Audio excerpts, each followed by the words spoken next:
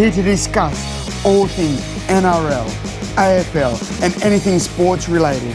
Please give a warm Aussie g'day to the footy fanatic and America's own Corey Jackson in Outside the Sheds. Greetings, salutations, and welcome to Outside the Sheds, the place where we come together, we kick it around, and we delve, you like me dropping the D word? Delve into the world of rugby league, Aussie rules football, and anything that matters in this world. We know right now, Shedheads, this world is a very complex and crazy place. If you're living in Bali, congratulations. But unfortunately, most of us don't live in Bali. We only get to fly there to visit, to kind of relax and to get out and feel the sand between our toes and all that stuff, right? But it's a scary world, and it's a scary world. I live not too far from a place that had immense tragedy yesterday. But I think the problem is that little place where immense tragedy happened yesterday is only a microcosm of all the other tragedies that have been going around this country, the divided states, as I call it. And I think we see why I call it the divided states, and this is just coming off the cuff, Shedheads, is that people can't agree on things, and no one can agree on safety and safety for our children, and if children should be born, all that type of stuff. And it's very, very confusing. I don't think this is inventing something new. I don't think this is inventing the wheel. I know people that love gun porn and love guns more than anything will always say it's man. And I always say, well, if that's the case, then let's just give everybody a musket and be done with it. Okay? I'll ask you one last thing before we get into the important stuff, and that's why we come to this show. If everybody had a musket that took you 12 seconds to reload, I wonder will we have the same type of mass shootings? So I think we should just give everybody a musket. And then everyone can still scream for their Second Amendment rights because they have their musket, which was the arms of choice when the Second Amendment was made. It wasn't made with George Washington carrying an AR-15 or an AK-47 over his shoulder. It's a musket. So let's give everybody a musket, then everybody's happy, right? Because you can tackle and beat the shooter up with your musket that he tried to shoot you with, and we're all good and we're all happy. So there you go. There's your Shedadamus with the prediction that would solve it all. Let's pull every gun and give everybody a musket back. And then we're all there to protect ourselves and everybody's happy. Now, you want me to talk about the important stuff, and that is AFL, NRL. Let's go. Let's start off with the 40-20, Shedheads, and I got to tell you something. I think we're seeing a shift in the world of the NRL of where the strike and the danger might be coming from. What I mean by strike and danger is, to me, the two most exciting teams in the competition right now are the Brisbane Broncos and the North Queensland Cowboys. They're my two favorite teams right now because of their pace at the strike. They're always ready to throw the ball around and looking for a moment to always push it. Their defense is sound, and they're young. So there's an energy about these two teams. So we started off the entire round with the Broncos and the Knights. One team surging, one team trying to find a platform, trying to find a little bit of a structure, a little bit of a foundation. Well, we see what happens. Even without Adam Reynolds, the Brisbane Broncos, 36, Knights, 12. And I think it all comes down for a new star that we're going to be talking about here very soon, Cabo. And that's not Cabo San Lucas either, for all you party nuts. Next, we have the Tigers and the Bulldogs. Another great story coming out of this match, which we're going to talk about later on. But Tigers 36, Bulldogs 22. Once again, the misery continuing at the kennel. Belmore still up in arms, not having a coach. Mick Potter taking over. I think it's funny that the Tigers beat a Mick Potter-led club after his departure back in the day. Eels 22, Sea Eagles 20. Again, to me, Manly was the better side the entire match. The Eels found a way to win like teams that usually are on the top half of the ladder do. But to me, it was officiating and ridiculous penalties that cost Manly. And I'm going to stand with a lot of the pundits that are saying we need to get rid of the bunker or at least take away 97% of its power. Have it there to make sure that a try was rewarded properly. Give the captains a chance to question it, to do a captain's challenge in that regard, and be done with it. The pace of play is too slow. There's too many stopping and starting. And that was one of the beautiful parts about the game of rugby league was the flow.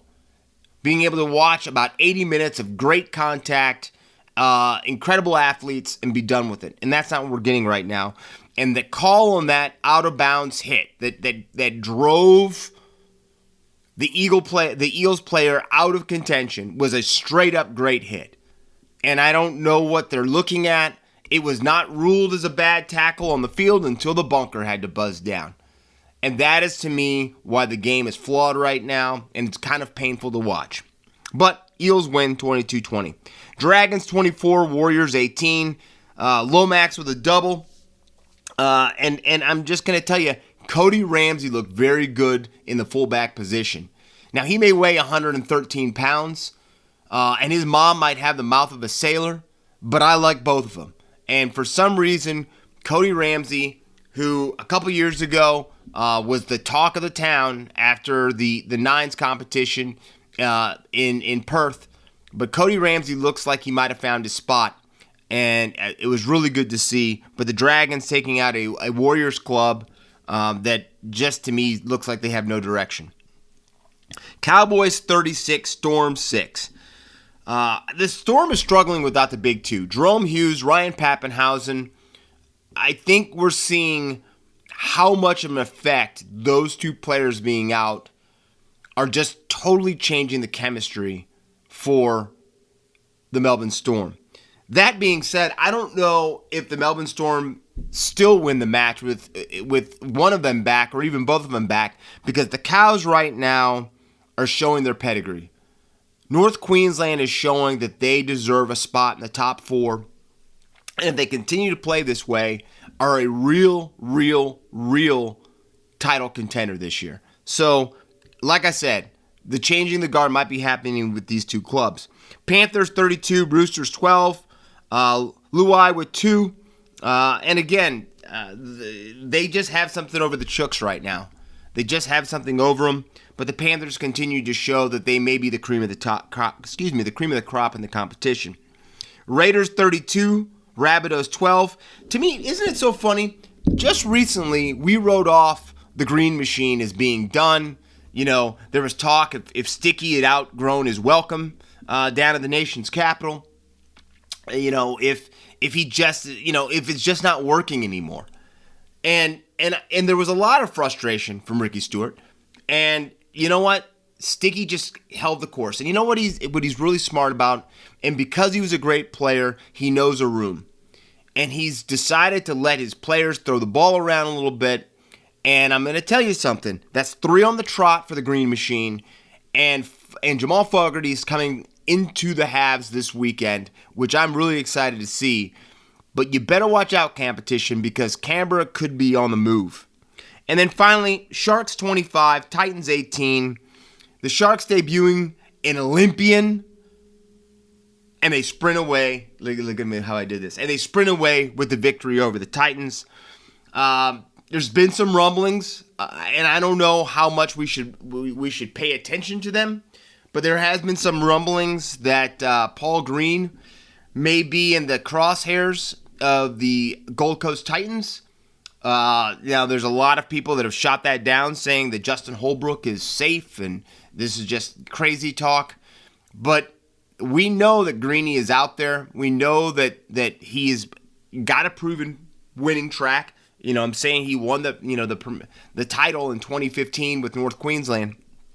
So it's going to be interesting what happens. And there's been a lot of talk about how Justin Holbrook has managed this side and some of the moves that they've made. So that being said, on one side, that doesn't change the fact that the Sharks, putting Nico Hines back in the halves, continue to fire and get a big victory over the Titans. Now, as we delve a little deeper into these stories, one of the beautiful things about sports is when we actually watch the transformation of a side from a bunch of young guys or a bunch of young girls, whatever you want to say, but a young team who you kind of start wondering if they're just ever going to get it, right? And you just wonder if it's just not going to work, right? But then all of a sudden, some of those teams, it clicks. Like a switch. It happens that fast, it's a switch. Now, truthfully, we all know behind the scenes it's not happening that fast. There's a lot of work that goes into it. But that switch gets flipped, all right? And for a lot of us, we sit there wondering, okay, was that just, they played a weaker team, or they played a downtrodden team, or what? That is the first time you question it. Then when they start getting some victories, and you kind of go, maybe there's something here. But it always comes to a head that I guess foreshadowing, that sense of, is this real, comes when this team finally takes on a team that people think is a real, for sure, title contender or dominant team. And we got to watch that this weekend. Yes, we knew that Pappenhausen was going to be out. And when we went to record this last week, it looked like Jerome Hughes was going to be back in the side for the Storm. Now, he got ruled out, but they still have Cameron Munster. They still have the Hectic Cheese. And Nick Meaney has... There's a lot of good players still, and they're still coached by Bellyache, right? They're still coached by Craig Bellamy. Now, here's my thing. When you finally see that side bust and kick open the door, there's something magical about it. It's magical because it's not a fairy tale. It becomes reality. And then when you see them rise to that occasion, there's something, if you love sports, there's just something great about it. And we watched that this weekend. Because that demolition that the Cows put on the Storm, beating them by 30 points, is something last season would have been something we would have laughed at if we would have told people that next year this Cows team is going to be one of the dominant teams in the competition. People would have laughed you out. They would have probably tarred and feathered you and put you in a backward-fitting vest. That's how crazy it was. But that's not the case, because after this victory now, the Cows have won 6 in a row, their longest streak since 2015 when they went on to win the competition. They're a team that, to me, is a perfect blend of veterans and youth. To me, the buy of the round, a lot of people talk about Nico Hines. Love Nico. But to me, the buy of this season has been Chad Townsend. And a lot of people have made fun of that move, that Toddy paid and overpaid for him. North Queensland overpaid for him. He's still Chad Townsend. There's nothing flamboyant about Chad. Besides Chad flying out of the line and trying to decapitate Kalen Ponga last year. The brain blow up. Besides that, that's the most, off the wall Chad Townsend's ever been in a uniform. But Chad Townsend's smart. Chad Townsend he's that guy that knows he's got some physical limitations, right? He can never be a Sean Johnson, Benji Marshall in the halves. But he can be an orchestrator. And he's a winner, all right? He got the lights turned on in Cronulla with that club. So he's added something back to that, a voice. And I think when they said and they made Jason Tamalolo captain, it was because they wanted him to buy in. They wanted to bring out some leadership out of Jason, right? That's not something you have to do with Chad Townsend. To me, Chad Townsend is a natural leader, and I think you're seeing that because he is always, if you watch them when they go in the huddle, cuddling in the huddle, how about that? They always seem to be listening to his voice. He's telling them what needs to happen, what to be looking forward to, what to be prepared for. He's always laying down the foundation in network and planning. And to me, if you listen to Chad's podcast, that's how his mind works. He's a brilliant player, and I really enjoy him because I love watching players that may not be able to run a 4.240 but are just winners. And Chad Townsend's a winner. And what you're seeing with North Queensland is they've adopted that. I'm saying his partnership in the halves has been good. And then you've got the youth. And I think when you've got players that are coming into their own, players that really seem to, it just kicks all the way. You got Val Holmes there. You've got Tom Lolo. You got Kyle Felt. You have a lot of players. Drinkwater's playing great back at the fullback position. And don't forget that, the Hammer was back there at the start. So they just have just all the right pieces and all the right ingredients to make this club what they are. But now, this is when it becomes real. When injuries start to take over a team. When key members go down. And you heard me just mention Kyle Felt and Jason Tamalolo. Well, both of those guys are going to be out. And we're going to talk, because I'm telling you, the Red Cross has not been good to the NRL this last week. But these guys are going to be out. Felt's going to be out for 6 weeks, I think. Jason Tamalolo is going to be out for a couple at least. And guess what happens? You get injured, you get some major injuries, and then you go up against a big club. And that is what's happening. Because the Cows are going to be at the foot of the Blue Mountains playing against the reigning, defending. Okay, that was horrible. But the Ric Flairs of the competition. To be the man, to beat them, you have to beat the man. So we're going to see what this team has. They passed one test by taking it to the Storm. But now they've got something else that they're going to have to show this weekend. And if they find a way to win this match, the rugby league world will be on Queensland, Townsville, and Brisbane. So I've got to tell you something. I'm really excited for that match, and I think it's going to be something really, really special to see. Now, superstars. We talked about teams when it clicks in. Superstars to me is what makes up the game. Michael Jordan in the NBA, Wayne Gretzky in the NHL, now Connor McDavid, go Oilers, right? I can't say his name right, but whatever. The guy that plays for Paris Saint-Germain. You guys aren't here to listen to me talk about soccer, but just superstars of the game, right? Well, when we see one of those guys come out and just show up on the natural scene like that, that is to me when you start going, whoa. And it's a little bit like what we just saw and we were talking about North Queensland, but we actually have one of those young all-stars, these young guns to me that could become just one of these players that we talk about for the next 10 to 15 to 20 years. And that guy, to me, is Selwyn Cabo of the Broncos. He fits the bill in all of that, right? He's got brute strength. He's got speed. And a lot of people are comparing him to a young GI. And when anyone ever compares you to a young Greg Inglis, you better take note of that player. Because the last player that was said that was going to be the next GI was Latrell Mitchell. Now, the problem for Latrell, no matter how good of a player Latrell is, and you can't use the word great yet, there's a potential for him to be great. But he's a very, very good player, and maybe one of the reasons why South Sydney is not playing anywhere close to the way a lot of people thought they were going to play. But the problem for Latrell is Latrell always looks like he's heavy. He doesn't ever look like he's in the best possible shape. He's getting injured quite a bit lately. And suspensions. He broke his best friend's face, or one of his good friends. None of us know who best friends are in this competition.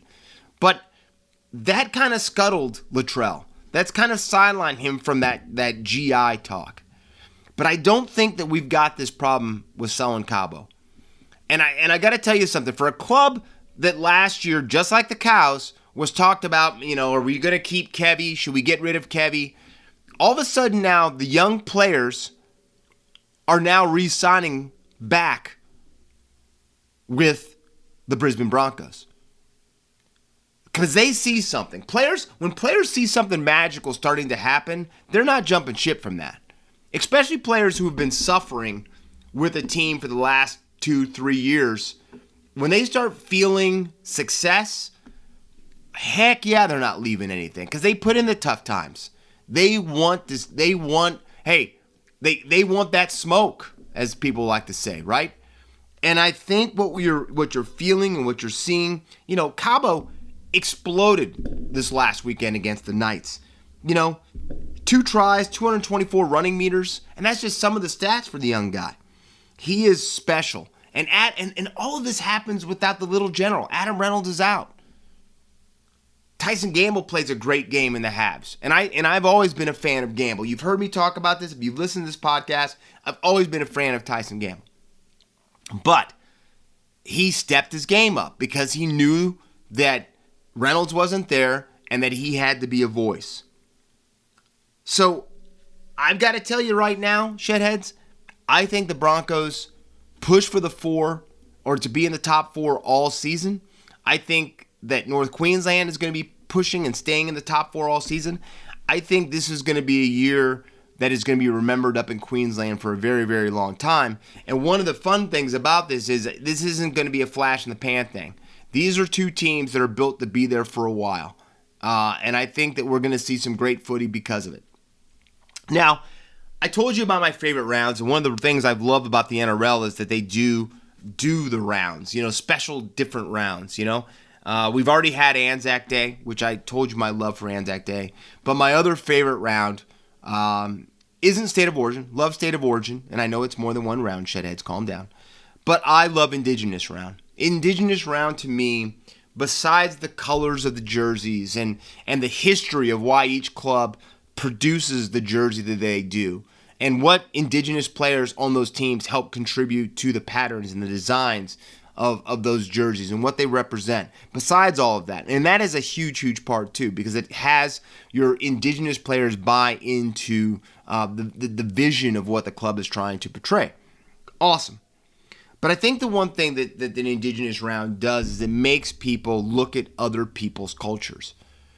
And in this world of the allegedly mankind, humans, being the smartest creature on the planet, I think we prove time and time again that we're far from the smartest creature on the planet. We might have the most resources at our fingertips.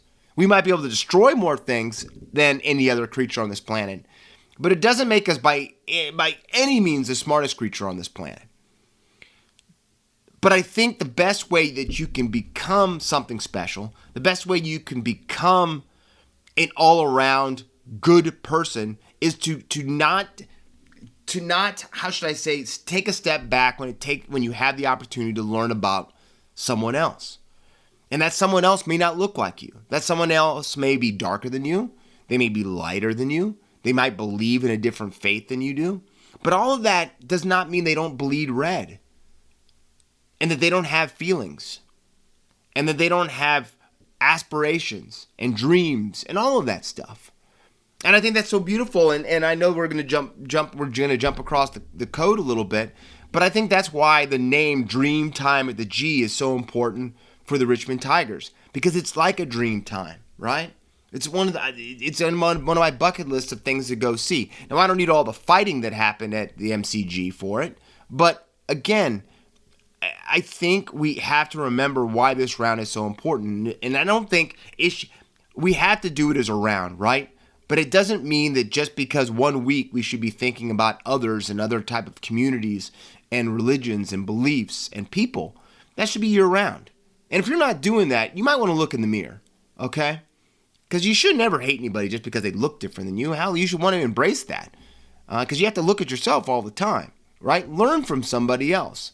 And one of the cool things about Indigenous Round is it educates just not players and people that might not look the same, but it also helps draw light to some of the players that might not know a lot about their Indigenous heritage. And Nico Hines, to me, is the perfect example of a player that kind of picked that up. So Nico Hines, from Indigenous Round and from when he went up to All-Stars camp, said it changed his life. He said, and he was almost embarrassed when he said it, he said, I didn't know a lot about my heritage. I did not know a lot about another side of me that's an important side of me. And if you can do that, and you can educate people, because that's the problem that we're having. Everyone talks about mental health, mental health, mental health.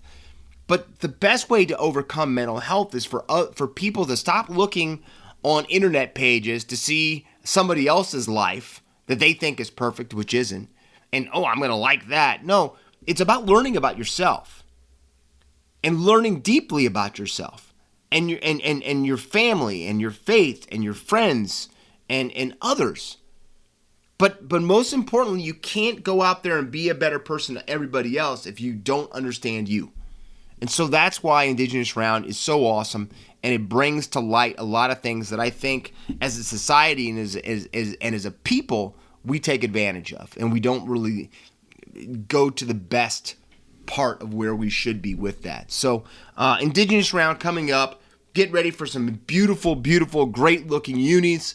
But make sure you pay attention to a lot of the words that are said this weekend, Shedheads, because it's very important. The AFL does it top-notch. They did it last round, so hopefully the NRL can fire suit with that too. Now let's go into the medical ward. I try to stay positive, but we yo-yo. We yo-yo just like we do in life. And I know I didn't mention it when I said the score, but the talk of the rugby league world has been Turbo going down again. Tommy Trbojevic, another injury, this time the shoulder, and it's going to cost him the season. And after 5 different hamstring injuries and knees and shoulders and ankles, you don't want to say or you hope that this is not going to starting to become the swan song for Tommy T because of all of this. But there's only so much the body can take. You know, Benji Marshall had, I think, 6 reconstructive shoulder surgeries. He had a bunch, okay? Don't quote me on that. But he had a bunch. And if you talk to him, he said if he got one more, that he was going to have to retire. You know, I remember back in the day with the Tigers, back in like 2011, 2012, they had a player named Tim Moltzen. And Moltzen was like right on the cusp of going Origin. And then all of a sudden he started getting injured. And he could never get right again. So you can't take for granted the livelihood that you have, especially if you're a player that is a star player.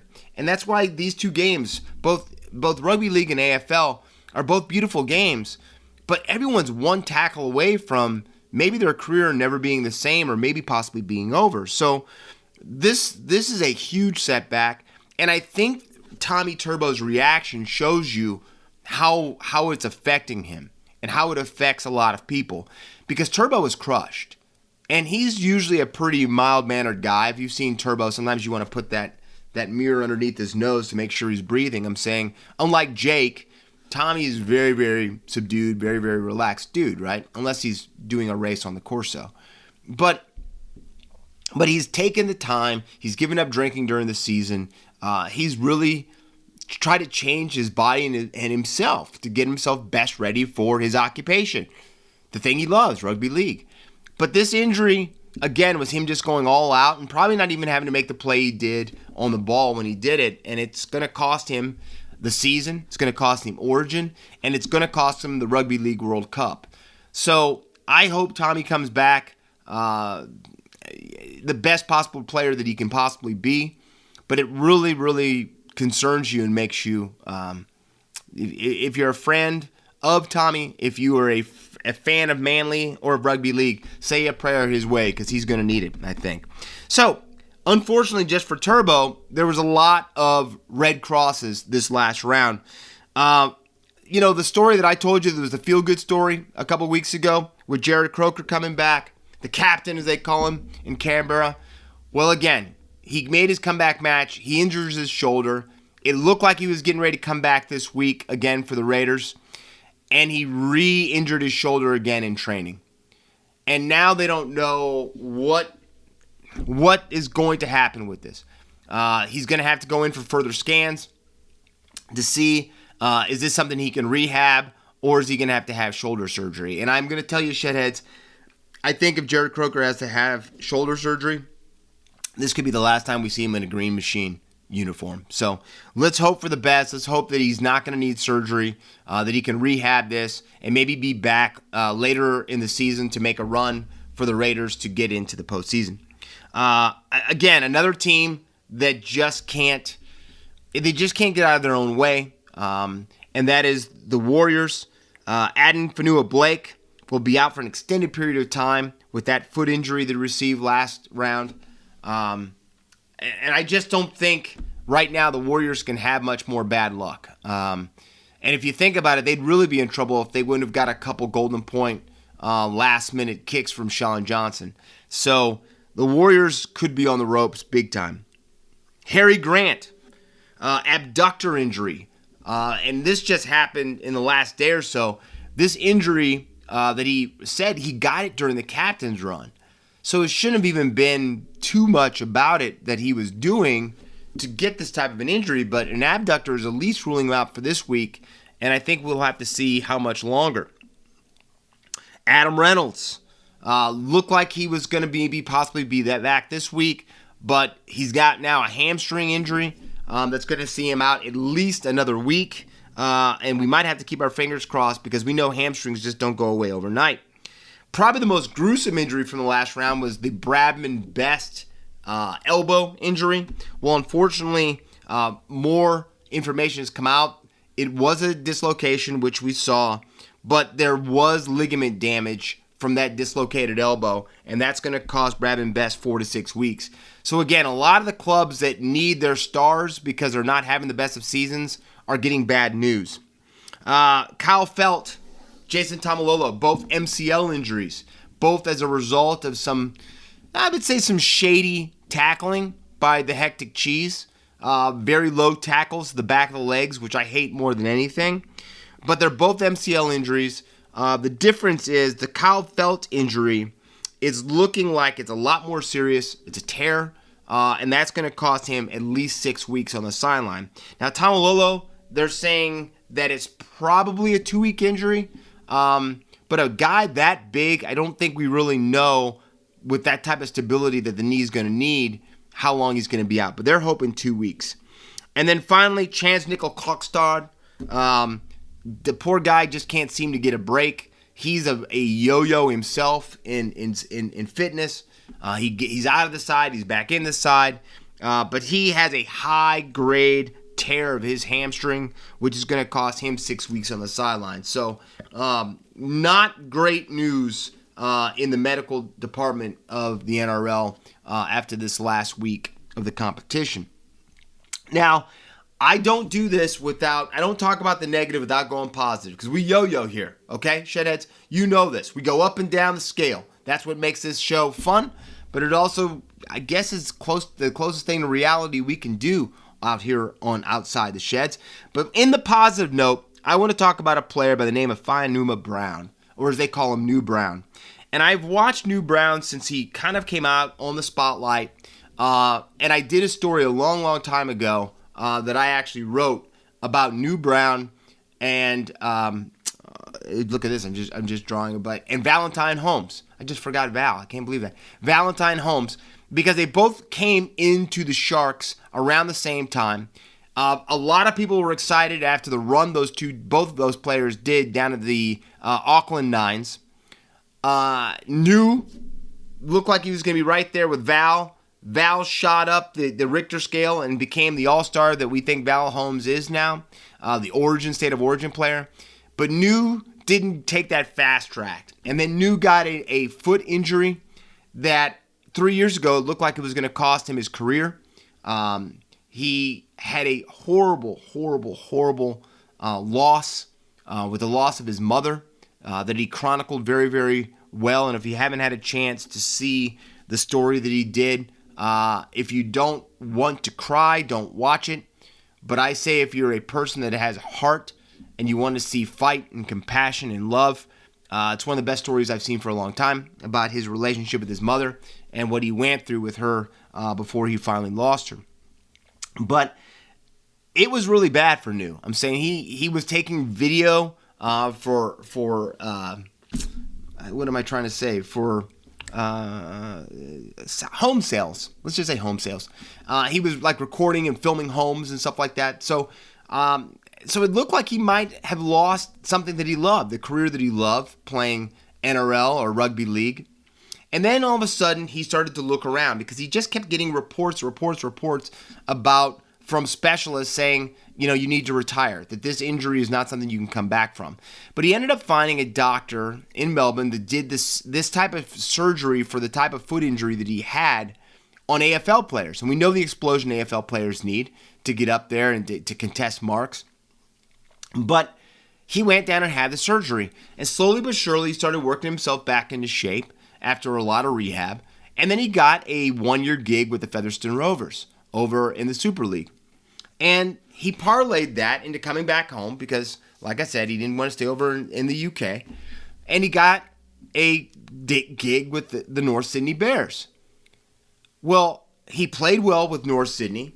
And then Madge Maguire, who, don't forget, is the Kiwis coach and captain. You can call him El Capitan. But Madge brought him in for a training trial with the Tigers. And this week, New got on the field and showed the potential that I think he has to be possibly a hooker. And the great thing about New Brown is he can play a number of different positions. But he got 2 tries. And to me, the reaction when he walked to his girlfriend that was waiting for him and the tears that he shed from his comeback game, I don't think it gets any better. And to me, of all the stuff we talked about, was the highlight of the round for me. Seeing a guy that thought that he lost everything in the sport that he loves, and to be able to come back from that, and to have the luck and the success that he had. Like I said, commends. I loved every minute of it, and I'm all about that type of story. So, New, here's to you having another been named in the side on the bench this week for the Tigers. Hopefully you come in and show the game that I know you have, and who knows? I'd love to see you be the 9 for the foreseeable future for the Tigers. But I know Appy's coming in, but I think you've got a place at that team. So show them what you got, New, and congratulations. So let's go into these picks for the Indigenous Round. As you know, Yoshida, he broke even. He went 50% last week. And I'm going to tell you something. After some of the things that happened this last round, I have no idea how people gamble professionally on sports because you have no control over it. And it is, thank gosh we pick good sports. Thank gosh we have great picks here. Yoshida excels in that usually. But we went 50% this week. So let's do a little bit better for Indigenous Round. And I think I'm ready and I'm informed. Starting out tonight or this morning, whatever you want to say, the Seagulls versus the Storm. I think the Seagulls will fight, but I think it's down in Melbourne, so I've got the Storm in that one. Friday, Cowboys versus the Panthers. I've got the Cows pulling the upset at the foot of the Blue Mountains. Even without Felt, even without Tomalolo, I'm taking Toddy Payton's boys. Cowboys get the victory. Titans versus the Broncos. The battle for Queensland. I've got the Broncos. I think even without Adam Reynolds, that the Broncos are just playing some incredible footy. Saturday, Knights versus the Warriors. I don't know where the Warriors are. They are the biggest Sybil team I've ever seen, but I'm going to take the Knights over the Warriors. Tigers versus the Rabbitohs. I think the better team is South Sydney. They've got to show that. And I know there's the big coming against each other, Dane Laurie and Cody Walker being relatives and how much that means for Dane Laurie. But I'm going to take the Rabbitohs over the Tigers. Roosters versus the Sharks. Chooks need a victory. Sharks playing the better footy. I'm taking the Sharks. And then finally, for Saturday, Dragons versus the Bulldogs. I don't know how anybody would say the Dogs. I got the Dragons. And then finishing out the round, Sunday, Eels versus the Raiders. I think the Green Machine pulls off the upset and beats the Eels. Now, as we switch gears and go into the AFL, we go into a little on the mark. Yoshida went 6 for 9 there, so we're above 50%. We've been doing really, really well with our AFL picks this last 3 to 4 weeks, so we need to keep that going. But kicking off the round, we had the Blues against the Swans. And again, we're talking about all-stars on one side, there's all-stars on the other side, because Charlie kicked 6. He kicked 6 against the Swannies and getting the victory for Carlton, who continue to show that they're meant to be in this fight. But Blues 102, Swans 87. Then a match that I should have seen this coming. The Power was the hot team coming in, but the Cats take down the Power 82-47. But a victory that could have some lasting implications for the Cats. Bulldogs 106, Suns 87. The Doggies showed some real mettle holding off a hard-charging Suns, but they get the victory. Demons 100, Roos 53. I can't believe we're even talking about that score, but the Demons win. Saints 90, Crows 69. Max King shows the powers of the Saints as they, how should I say, fly over the top of the Adelaide Crows. Tigers 80, Bombers 48, Dreamtime at the G. That's 4 on the trot now for the Tigers. I'm telling you, you know who my pick was at the beginning of the season. I think Richmond's about ready to go on a bender, and they're about ready to go and really start to climb up this ladder. Giants 138, Eagles 86. What better team can you play against than the West Coast Eagles if you need to get back on the win column and feel good about yourself? Congratulations, Giants. Perfect timing. Hawks 117, Lions 112. We're going to talk about this here a little bit farther down the line on the mark, but I've got to tell you this right now. The Hawthorn Hawks defending the island, defending Tassie, and pulling off the upset of the round, 117-112. Magpies 80, Dockers 44. There's only one thing you can say. The Pies sink the Dockers in the Sog. How about that one, huh, Shedheads? But the Pies, a club that sometimes, every time you think they're dead, every time you think that they're about ready to go under, they find a way to pull themselves to the top, which they do it again. Now, I was saying this earlier, and I want to, as we delve a little bit deeper, sometimes victories are more costly down the line, down the road, whatever you want to say. And you can only get your 2 points and so much joy and excitement after just one victory, unless it's a grand final. And you've got a lot of victories to lead up to that. But the victory for the Cats this week could be devastating because late in the fourth quarter, Patrick Dangerfield leaves the field with calf tightness. And, Danger had been sick all week. He'd been under the weather. And you just worry because he just hasn't had that explosion all year. Danger just seems like he can't get out of 8th gear. He just can't get all the way up to 10. He's just kind of stuck. And this is a bad result because it just comes out now that Chris Scott has pretty much shut down Patrick Dangerfield for the foreseeable future to help him rehab, to make sure that he gets back that explosion, and so that he's ready for finals footy for the Cats. Now, here's the thing. There's no guarantee the Cats are going to be in finals footy. By every means, it looks like they're playing good enough footy to make it to the 8, and they're in the 8 right now, but there's no guarantee they're going to stay there. So this is a big call by Chris Scott to rest Danger like this. And, far from me to question Chris Scott because I think he's one of the best coaches in the competition. But it's going to be dangerous. And the Cats are going to be losing one of their big guns, a Brownlow medalist. And whenever you do that, you don't know what the future has in store for you. So definitely a story that we'll be watching for the foreseeable future until Dangerfield comes back into the side. So congratulations for the victory, Cats, but how much will that victory cost you? Now, like I said, we continue yo-yo here on the show, but after only playing 4 games in the last 2 years, Charlie Curnow is back. And that could be the understatement that I've probably said this entire podcast, because Charlie has been magnificent for the Blues. And if you think about this, pretty much everything has fallen in place for a side that for the last 5 years it seemed like everything that could go wrong did. But Charlie kicked 6 goals again this weekend over a Swans team that was playing pretty darn good footy as well. He has kicked himself into the lead in the Coleman Medal competition, which, again, is something that like I said, how Charlie's had to play the last 2 seasons, for him to be where he's at right now is awesome. But I don't know if a lot of people actually saw that coming, but it has. And it looks like it's going to continue, because the Blues now are sitting 8-2 and in 3rd spot on the ladder. And you'd have to say that finals footy and a flag all rest on the continued strike of the boot of Charlie Curnow. So To me, I love feel good stories, and you see that I picked out two really big ones for both competitions.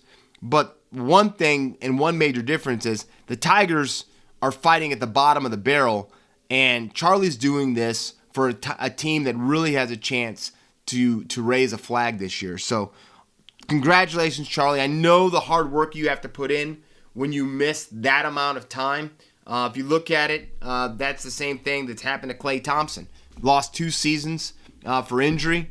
And to see these players, when they finally get back to feeling good about themselves and feeling strong, and when they start getting some success, they can feed off that. And I think that's what you're seeing from Charlie right now. So congratulations to the Blues and Charlie for, again, winning a huge game. And like I said, putting them right there for the flag.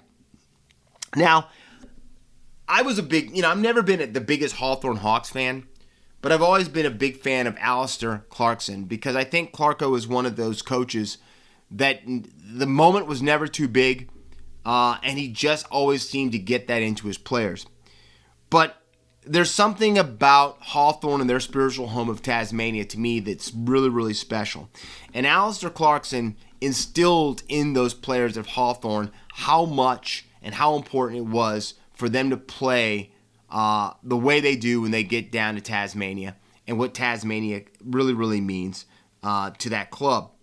And going down to this match that they did in Tasmania against maybe besides the Demons, probably the best informed side in the competition with the Brisbane Lions, a lot of people did not give Hawthorne much of a chance to beat the Lions. I know your Shedadamas didn't because I picked the Lions. But that's why you play the matches. And in a match that to me was all strike, and you know I love the word strike, but it was all strike because, both sides stayed within roughly 6 points the entire match of each other. It was a back and forth, which to me is just incredible footy to watch. But a player that I think has not really lifted his game to where a lot of people thought that he had the potential to, but a player that I've always enjoyed watching play since he was even back at Port Adelaide in Chad Wingard. Chad Wingard holds Indigenous Round, very, very important. He holds his Indigenous side and his belief, and he wears it on his chest. And to see him step up in a major, major match like the one they just had and kick 3 goals on the stage that he had a chance to do that on was something really, really special to see. And then they've got some young players because Hawthorne's a young club right now. And when you've got young guys like Jai Newcomb too, and he's playing just some stellar footy right now, that victory has to give belief to Hawthorne that they have a chance to somehow fight their way and get into the 8. And I think if they do that, they have a real chance to they'll be the team that you don't want to face. And they'll be battle-hardened, and you know what a team is when they're young and they think they have house money. They'll run for days, and they can cause some real problems in this competition. So I said this last week when we were talking about how this from 4 to 8 is going to be, I think, just a straight-out street fight to see what 4 teams can get in, and I think the Hawks are right there. So great job defending Tassie, Hawks. And like I said, I think you are a team to watch for sure on the radar. Now, again, we yo-yo back to a team that for some reason cannot get out of their own way. And I don't know if they will ever get out of their own way. And that team, I think I'm either talking about the West Coast Eagles or I'm talking about the latter, and I'm talking about the latter. We're talking about the Roos.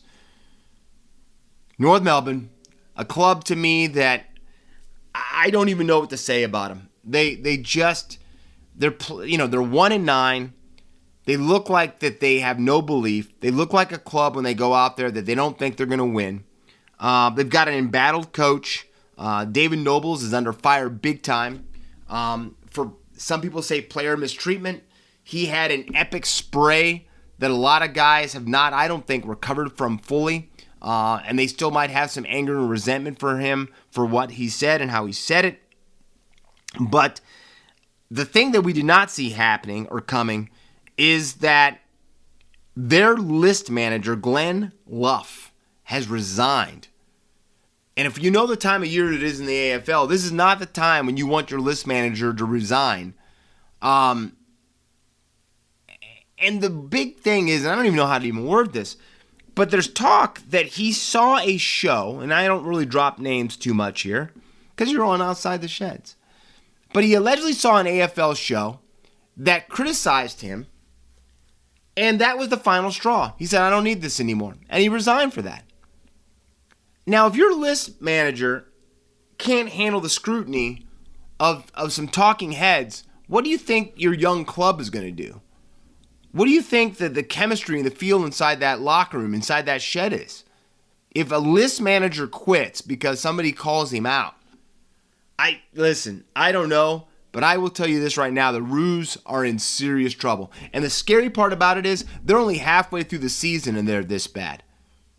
I don't know what the future is, but it's not looking bright for the Roos.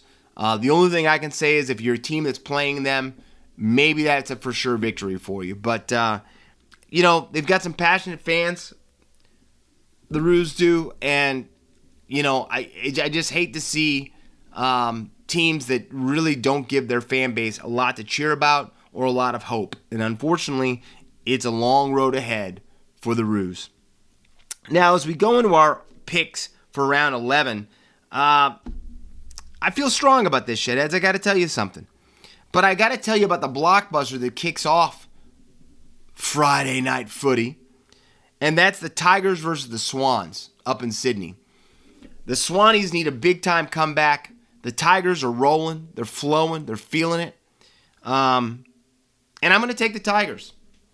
I know Lynch is out, but I am going to take the Tigers to continue to roll on. It's going to be a hotly contested match, but I've got Richmond. Friday, we also have the Giants versus the Lions. I know the Giants got a victory. They hadn't felt success for a long time, but I think the Lions come back in a bad mood after their loss down in Tasmania, and I do think that this could be a brutal match when it's all said and done. I've got the Lions. Crows versus the Cats. The Crows have not had a great season.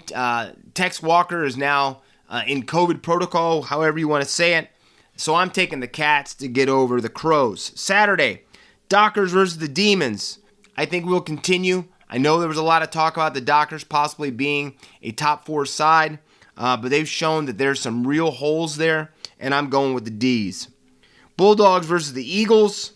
You know what? Again, one of those matches you really say, do I have to pick this? But you do. I've got the Dogs.